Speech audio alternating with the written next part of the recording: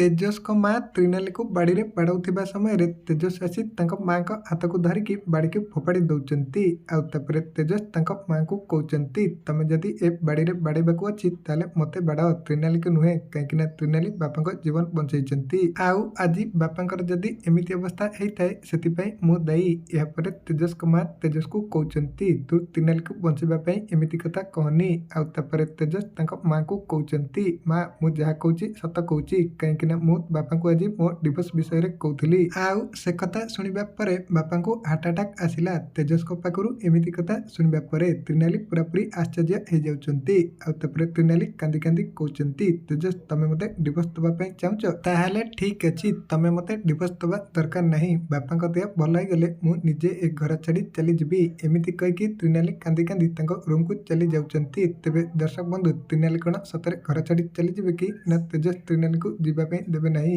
ଆପଣମାନଙ୍କୁ କ'ଣ ଲାଗୁଛି ଆମକୁ କମେଣ୍ଟ ମାଧ୍ୟମରେ ଜଣାନ୍ତୁ।